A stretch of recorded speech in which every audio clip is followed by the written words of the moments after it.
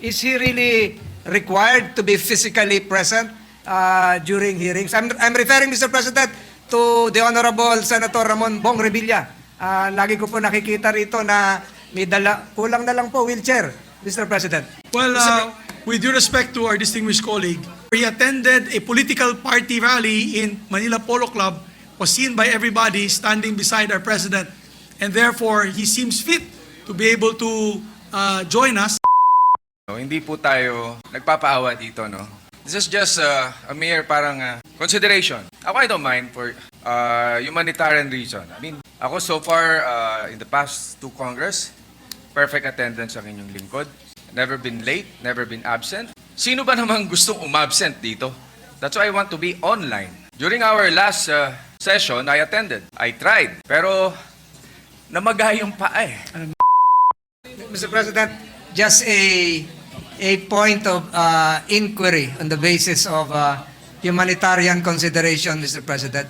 Mr. President, I've been looking diagonally to my left for the last several days. A colleague of ours coming from our great province of Cavite, Mr. President.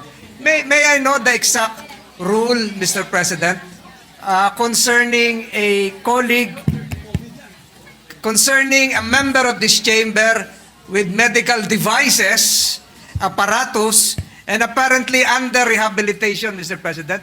Is he really required to be physically present during hearings? I'm referring, Mr. President, to the Honorable Senator Bong Revilla. Lagi ko po nakikita rito na may kulang na lang po wheelchair, Mr. President. Well, with due respect to our distinguished colleague, the rules is very explicit. We only amended the rules for online sessions for COVID infected individuals or those that have contagious diseases, COVID, TB, Ebola. You know, pagkaganyan, pwede yan online or is bedridden or lax. But the rules is very specific. It is only for contagious diseases. But due to humanitarian reasons, because he had his operation last week that he could not stand up, we allowed it. However, he attended a political party rally in Manila Polo Club, was seen by everybody standing beside our president, and therefore he seems fit to be able to join us. And he joined us last Wednesday. To be very fair about it, he did join us last Wednesday. So I leave it now to the majority leader to make the proposition. Yeah, Mr. President, just to put on record, if Mr. President, may I take the Yes. floor? Yes, our distinguished colleague from I Cavite. just is want to recognized. let you, to inform the body, no? Hindi po tayo nagpapaawa dito, no? This is just a mere parang consideration. Ako, I don't mind for humanitarian reason. I mean, ako, I don't mind. Ako so far in the past 2 Congress, perfect attendance ang inyong lingkod.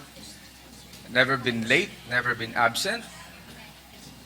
Sino ba namang gustong umabsent dito? That's why I want to be online. During our last session, I attended. I tried. Pero namaga yung paa eh. Ano na ni majority?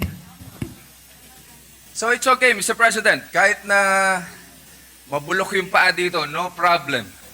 Para sa bayan. Yeah, just a reminder, Your Honor, no? I've had a perfect attendance since 1998. I have not been absent from session since 1998. For the record, I must have the longest record of appearance in the legislature. When times I'm sick, times I don't feel good, times I'm also bugbog sa trabaho, but I try to make it a point to be here to show our commitment. But the rules is very clear, and I leave it back to our chairman of the Committee on Rules to make the motion or the manifestation so that we are clear with the rules. Thank you. Mr. President, may I reiterate what you mentioned about our rules? It's very clear on Rule 14, Senate Session, Section 41. Letter B, Mr. President, convene and hold session through teleconference, video conference, and other reliable forms of remote or electronic means using appropriate information and communications technology systems due to force majeure or the occurrence of a national emergency as determined by the majority of all the members of the Senate, which may prevent the convening of the Senate or the physical presence of its members in the session hall. If you recall, Mr. President, I think last week, Mr. President, there was no objection coming from our colleagues of the Senate when we made that motion, Mr. President, to somehow suspend the rules for our dear colleague who just had a terrible accident, Mr. President. And again, we would like to put on record that we commiserate with our distinguished colleague. And in section 120 of our rules, Mr. President, it says here, and I quote, "The unanimous consent of any action or proceeding may be given expressly or impliedly." And that's the main reason, Mr. President, that we allowed our colleague to be present via online without touching, Mr. President, our regular rules, Mr. President, because no one actually objected to it. But again, Mr. President, this is a case-to-case basis. If anyone would move, Mr. President. Yes, I move, Mr. President, Majority Leader. With all due respect and in recognition still of our rules, I believe there is a definition for bedridden. Given the inability of our colleague to move, I think he should be considered bedridden even under our rules. You know, the reason why I'm bringing this up, because last week, another colleague of ours was going to do a checkup and ask for Zoom call as well. When will this stop, Your Honors? When will this stop? What is the leeway that we're going to give our colleagues? Mr. President, we abide by the rules and Yes. it actually says very clearly that bedridden is a category that applies. No, it's not in our rules, madam. There's But no measure in the rules on bedridden.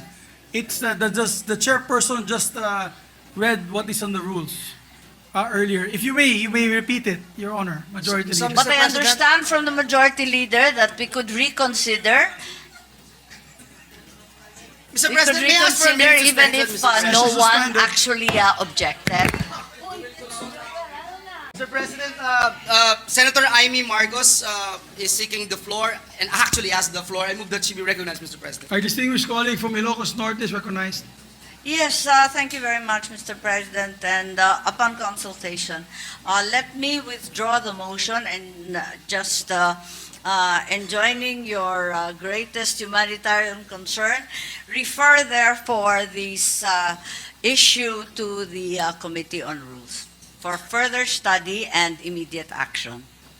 Yes, Majority Leader. Thank you, Mr. President, and we'd like to thank our distinguished colleague, Senator Amy Marcos, for trusting her Committee on Rules.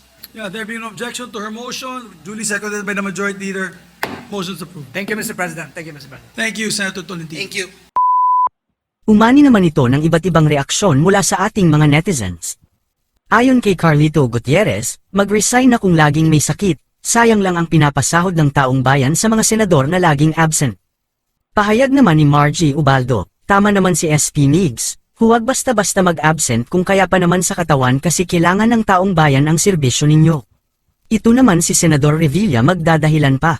At ito naman ang saloobin mula sa ating kababayan na si Andy Cuamora, pag may ganyang karamdaman at palaging absent, tanggalin na ang ganyan, wala na nang naitutulong sa bansa, sahod lang ang iniintay, isa pang pahirap sa Pilipinas. Mga kababayan, feel free to comment below para maglabas ng saloobin sa balitang ito.